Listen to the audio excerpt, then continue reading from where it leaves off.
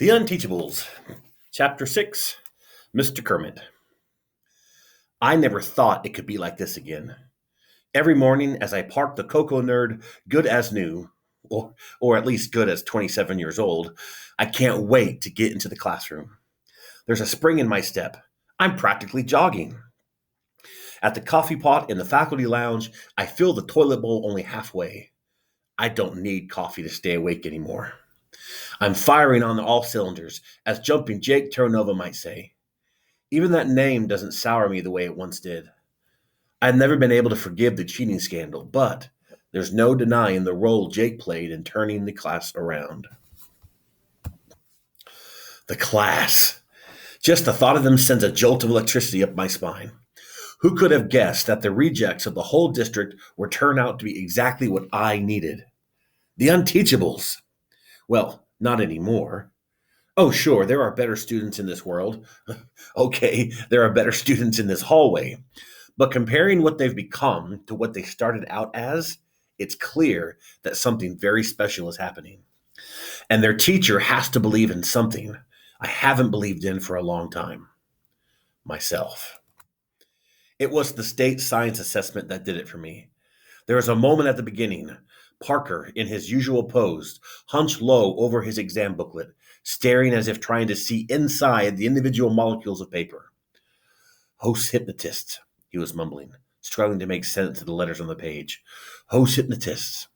Then, all those hours of reading support kicked in. Photosynthesis, he exclaimed triumphantly. I had to hold myself back from cheering out loud.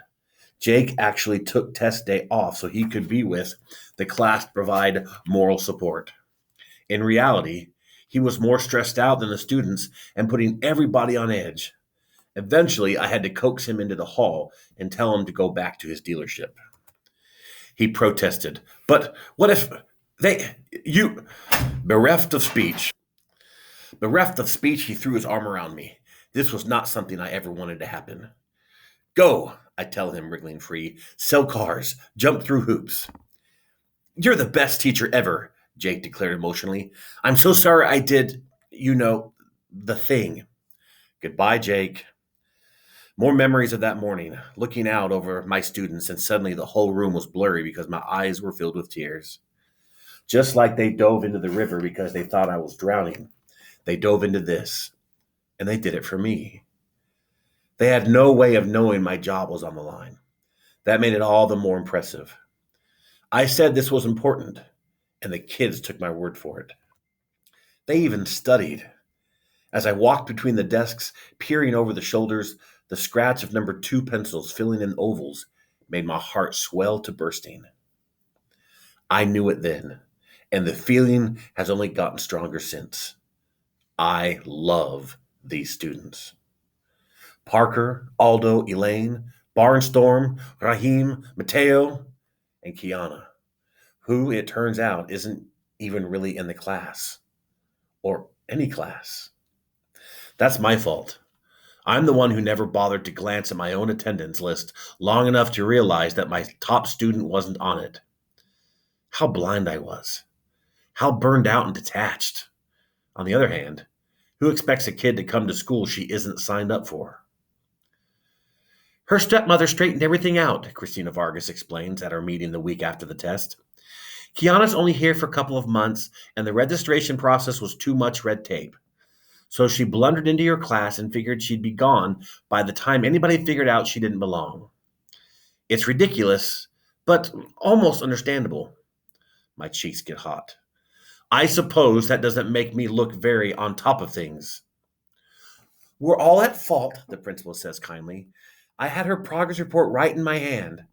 I remember struggling to put a face to the name, but I never took it any further.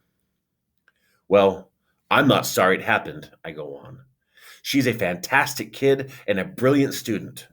Look at her score on the exam, 96. She sets a positive example for the rest of the class.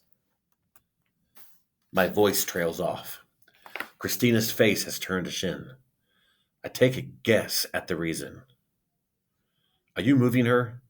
Because her science score proves she doesn't belong with my kids. I'm not moving her, she replies grimly. Her stepmother specifically asked that Kiana stay with you. Demanded, actually. But there's something else. I sit back waiting. Christina takes a deep breath. This is difficult, Zachary. I hate to be the person who has to give you the news. The truth is, you won't be a teacher here much longer. It comes so far out of left field that I'm shocked into silence at first. Then light dawns. Thaddeus, the science test. But the scores were good. Kiana's alone. That's just it, she tells me. You know, Dr. Thaddeus wants you gone. As soon as he realized what was happening with the Rubini girl, he had a result disallowed. Even without her, I insist. The others have made so much progress. Surely their grades are enough. Almost, she says sadly. Remember, Dr. Thaddeus has access to every test these kids have taken since preschool. He can cherry pick exactly the numbers he needs to make sure you can't win. It reminds me of an old saying I heard somewhere. Figures don't lie, but liars figure. Devastated, the principal removes an envelope from her desk drawer and hands it over. Dr. Thaddeus dropped it off this morning. I pleaded with him, Zachary. I pointed out how close they came to making it, even though he stacked the odds against him. I raved about how absolute zero was expected of these kids, so any proficiency at all is a credit to a remarkable teacher. He couldn't have cared less. He said even if they had fallen short by 1/1,000,000th of 1%, it wouldn't have changed anything.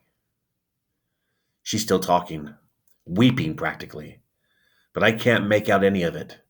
It's like I'm in a tunnel and the echoes are rattling around, but not quite reaching me. Fingers numb, I fumble the letter out of the envelope. Notice of termination. Attention, Kermit Zachary. Please be advised that, pursuant to Article 12, Subsection 9 of the Greenwich Teachers Association contract, your services will no longer be required as of December 22nd of the current year. My eyes skip down the page, bouncing off terms like poor performance, unacceptable results, and ineffective educator. I can't bring myself to read it all, but the message is perfectly clear. This magical semester, in which I turned my own life around as much as the students, was nothing but a tease. It raised my hopes only to dash them to pieces at my feet. It restored my faith in teaching and in myself purely, so the taste would be all more bitter now. I'm fired, sacked, kicked to the curb, canned, given the boot, as of December 22nd. Merry Christmas. Worst of all, my career is going to end 6 months too soon to qualify me for early retirement. Fade to black. I barely hear Christina's tearful words of sympathy as I wander out of her office. Instead of heading to room 117, I stagger through the main doors and find the parking lot. I can't face the kids. Not now, when I'm still so stunned. What should I say to them? How could I explain it? I don't blame them for superintendent's malice, but how could I ever convince them that this isn't their fault? I'll have to find those words eventually, but not today. The outside world sounds different than it usually does, subdued, muffled. Somehow, my feet carry me to the Cocoa Nerd, and I climb behind the wheel. The locks haven't worked in more than a decade. The car starts in its customary cloud of burned oil. Outside, it begins to rain, and I activate the lone functioning wiper. Too bad it isn't the one on the driver's side. I squint through the water-spattered windshield. At least it's forcing me to watch the road. Otherwise, I'd probably wrap the Cocoa Nerd around a telephone pole. At the entrance to the parking lot, I signal left and press the gas. There's a loud pop, followed by a clatter, and everything's gone quiet. I try the key a few more times. Nothing. Not even a feeble attempt to catch. The turn signal clicks once more, and then it dies too. I get out of the car and open the hood. To my amazement, nothing's there. On closer inspection, I spy the motor lying on the pavement next to the battery, the radiator, the transmission, and a lot of other stuff that used to be attached to the car. Over a quarter century with the Coco Nerd, and I thought I'd seen it all. Wrong again. This is an ex Coco Nerd. It's raining harder and I'm getting soaked. There's probably something I should be doing, but what? Call a tow truck? Why? This heap of scrap metal isn't really a car anymore. Inform the school that their driveway is blocked? They'll figure it out sooner or later. I flip up the collar of my jacket and start walking toward home.